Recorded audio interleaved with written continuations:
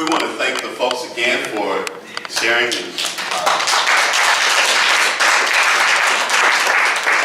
What we thought we would do was to give you a taste of next Saturday.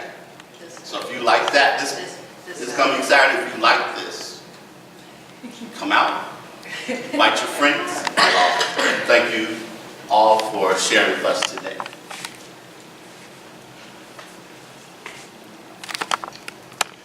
Do you have giving and receiving issues? Do you have giving and receiving issues? This time of year exposes giving and receiving issues. We might not think about it quite that way, but this is the time of year where giving and receiving issues become exposed, because we're in the holiday season. And we're in this constant frenzy now, or at least those people who sell things in the stores will have us believe that, but it's this constant thing of giving, of buying and giving and finding the right gift and all of those things. And what happens for a lot of people during this time of year is the emergence of our giving and receiving issues. A few years ago, at the agency where I worked, I caused chaos. I caused chaos because I've been sitting here at Open Heart week after week saying infinite prosperity is mine to share. I am blessed. So that morning I decided it was right during the holiday season, right before we were about to take our break. On my way to work, I stopped at Target and I bought gift cards for everybody in the office because infinite prosperity is mine to share. I am blessed. So I walked in the office and I walked around to everybody's office and I handed them a gift card and I told them happy holidays. And the panic on people's faces. One of my coworkers literally said, 2 postage stamps, that's all I got, that's all I got. Wow. I went in my office, I made myself a coffee, I went in, I sat down, I saw people kind of sneaking out of their offices, I heard some talk up at the front by the receptionist's desk. And so I came around the corner, and I didn't know he was going to do that. I don't have anything, now we will have to give, they just, people were talking amongst themselves. So I stopped and I announced to them. I said, let me tell you something. I didn't mean to put anybody on the spot.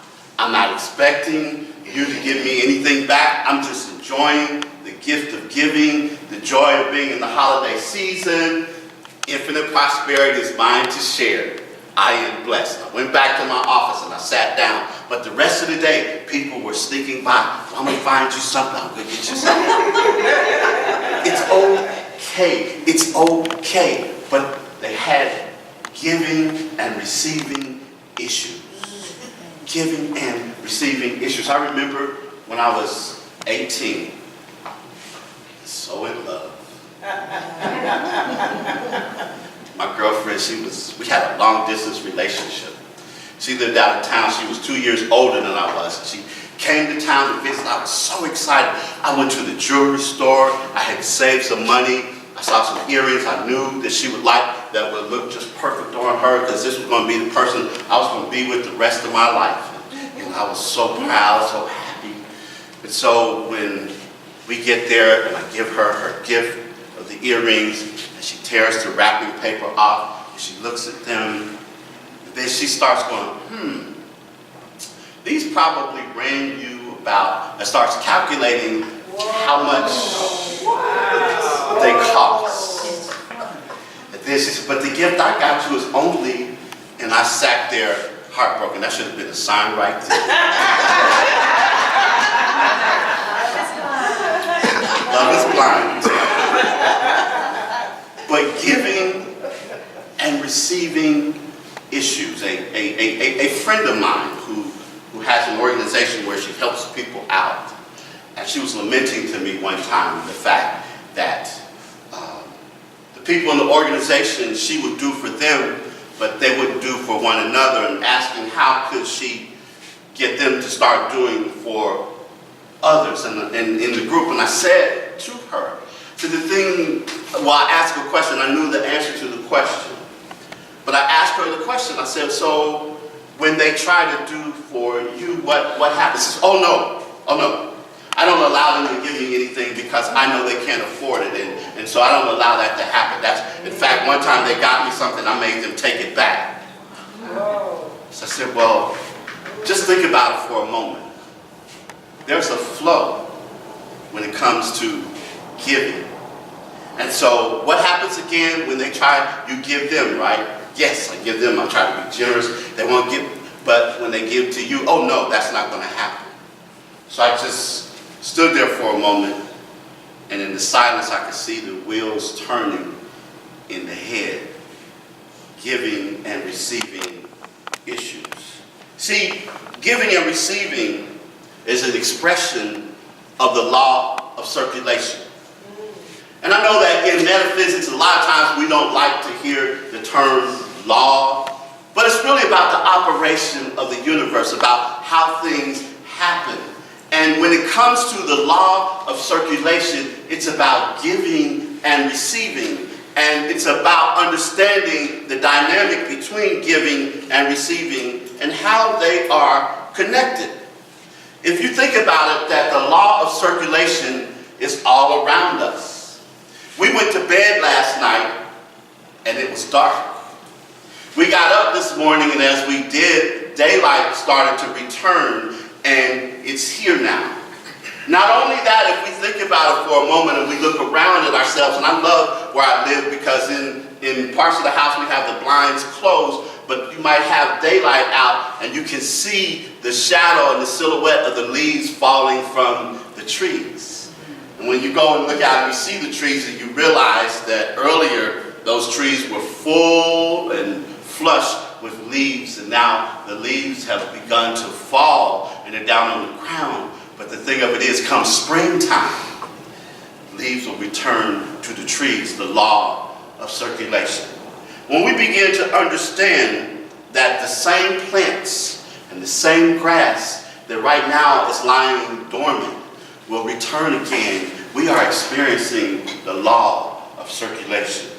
When we understand that those seeds that do die, those plants that do die, leave seeds behind so that other seeds can grow, the law of circulation. Not only that, when we understand that we are also a part of the law of circulation because we are born into this world, we begin to grow and mature, and one day all of us will make our transition. But even as we make our transition, many of us give birth to others, and we have offspring, and we have people that we're responsible for, and then they reproduce and continue to reproduce. It's the cycle. It's the law of circulation. All of us participate in the law of circulation. This place that is within our chest that we call a heart.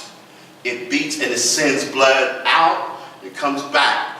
The law of circulation. As I had us do in the prayer this morning, that as we breathe in, breathe out. Circulation.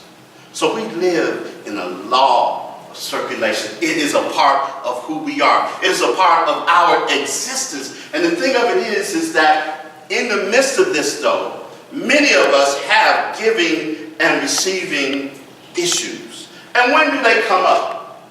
They happen when we disrupt the flow. When we disrupt the flow, when we somehow get in the midst of things, as I mentioned about the person who would not allow people in the organization to give to her. The thing of it is that she disrupted the flow. And when the flow gets disrupted, things can get stagnant.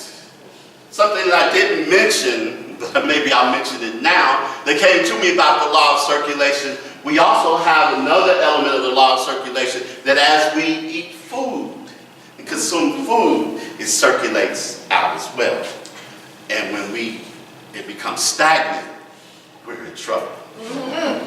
But the law of circulation operates, and when we disrupt that law, then we're not in the flow. And there are reasons why people enter into this. There are reasons why. One of the things, and I will admit, churches have this bad, is obligation. we somehow have gotten in the notion of some places that people are obligated to give. They feel like they are obligated to give, and you'll have people that will stand up and say, ministers, and I will say this because I'm a part of that, I don't do that, but they will stand up and say, God needs your money. And if we're going to be honest, God does not need your money. The church can use it. Because the lights got to stay on. But not guilt people into saying that God needs, because we put a lot of stuff on God. God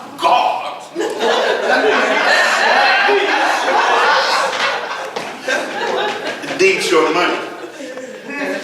But before that, they'll get up and talk about, the cattle, the gold is mine, the silver is mine, the cattle on 1,000 hills is mine, and all of that. Then say, God needs your money. No, God does not need your money. And when people give out of obligation rather than out of a sense of fulfillment, out of a sense of being fed, out of a sense of being in the divine flow, because God, I think about the story about the three men who talked about their ways of giving when it came to God. And one of them said, well, I draw a circle and I stand in the middle of the circle. I take all my money and I throw it up. And all the money that falls in the circle, that's God's money. And all the money that falls outside the circle, that's my money. And somebody said, you're not doing it the right way. They said, I draw that circle and I stand in it and I throw it up, and all of it that falls within the circle is mine, and all that falls out there is God's. The third person said, well, I just take the money and I throw it up in the air and whatever God catches. God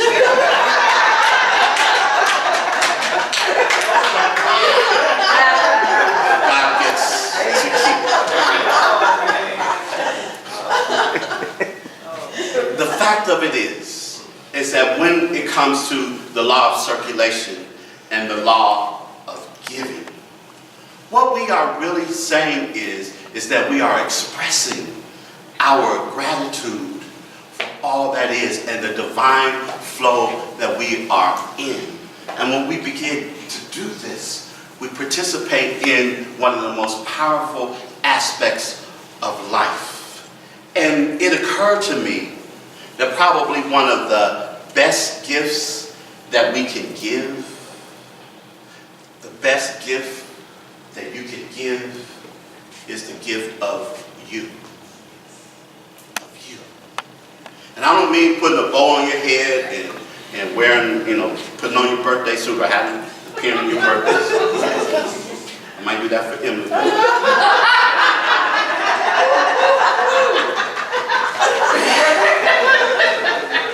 But the best gift you can give is you. And I know that sounds trite, and I know that but here's the thing.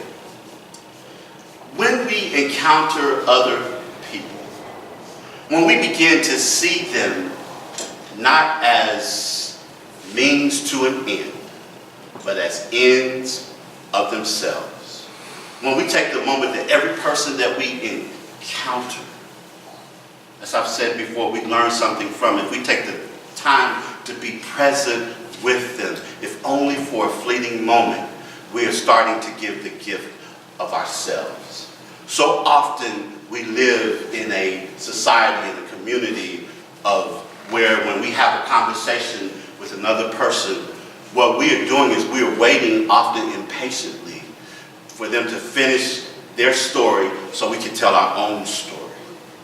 We are waiting so that we can jump in and interrupt. But when we learn to give the gift of ourselves, we learn to become present in the moment and to be with that person. Because as we allow ourselves to be with that person, then we make true the exercise that we did, the ritual that we did a few minutes earlier, where we stood and we looked each other in the eye and we said, I greet you, I bless you, I see God in you.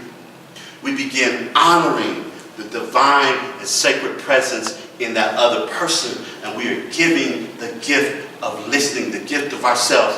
So often when I talk with people in the context of counseling, one of the things that will happen, they will somehow express that that person often that they are having problems with just doesn't listen.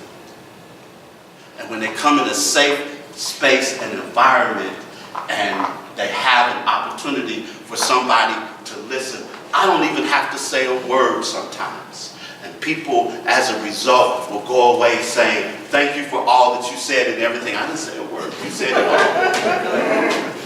But the idea of listening, of being present and available, makes all of the difference in the world. We honor one another. We honor the sacredness of one another when we learn how to do that, when we learn how to give the gift of ourselves, when not only listening, but it doesn't take a whole lot to be kind to one another. It doesn't take a whole lot to be civil to one another. It doesn't take a whole lot to, as we sang, I start my day with love, to be the expression of love, joy, and peace with one another. We are in a society today where there is so much division, where there is so much disrespect, where there is so much rhetoric and all of the other things. And one of the things that I will hope that during this holiday time is that we give the gift of ourselves, of being who we are with one another. This world doesn't need people to walk in lockstep or be imitations of one another, or be stamps of one another, or carbon copies of one another. It needs us, it needs you, it needs me to be our authentic selves. Because you hear us say all the time that we are unique, individualized expressions of God. Unique, individualized expression. Can't nobody out be you being you. You have to be the best you that you can be. And allow yourself in your own unique way to be who you are. And to be that with those around you. Some people sure are not going to appreciate it. That's okay. Because you have done your part. You have allowed yourself to expand. And a part of what happens in the law of circulation when it begins working for us, there is expansion rather than restriction. Because so often we get into this restriction. One of the things why people have problems with giving and receiving very oftentimes is they get restricted because they think there's only so much to go around. It's scarcity around. But when we begin to understand that there is more than enough and you are more than enough, then things begin to happen. And opportunities begin to open themselves up. And things transpire in your interactions with other people. And those moments that we call synchronistic moments, we begin to understand they happen because we open ourselves up and we allow ourselves to be open and available. I used to say all the time, open and available to all the goodness of the universe. And as I do that, and as you do that, and as we recognize and realize that this is what we are called to do.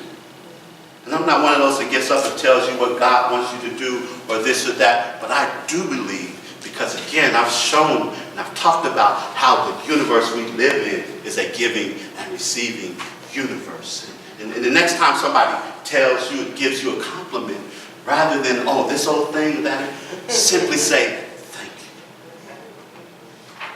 Thank you. One of the best things we can do is to express gratitude, to get beyond our giving and receiving issues and open up to the universe and receive and give the gift of you. All of the other things begin to flow after that. You see a place to give money. You see a place to give service. You see a place just to be. You begin to do that, but you do so from a heart that is open and receptive to all that is. You no longer get caught up in giving and receiving issues because you recognize that they are one and the same. Giving and receiving is one in the same. And the most powerful gift that you can give to this life that you are living is you. So go forth, live life, be the best that you can, being you. Because nobody can outbe you, being you. And so it is. So it is.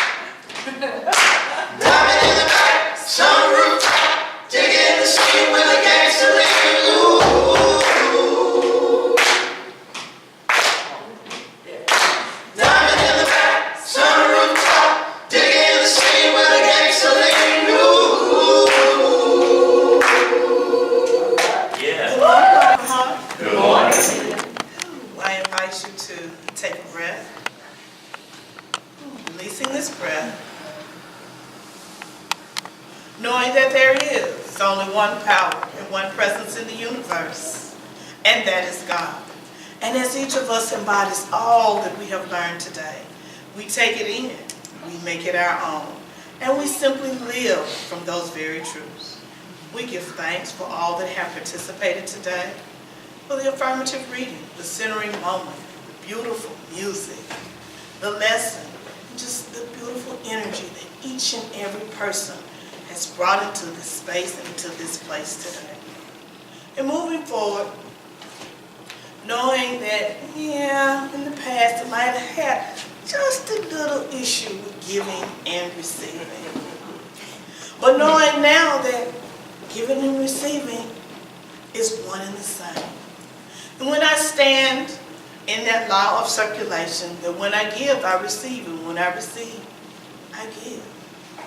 But the greatest gift that I have to give is me. All of my rambunctiousness, all of my loudness, all of my funniness, all of just being me. Whatever that may be, whether I'm the quiet person in the corner, or whether I'm the person that shouts from the mountaintops. The greatest gift that I have to give is the gift of me. And I release that into the universe, letting go and letting God, and so it is. So it is.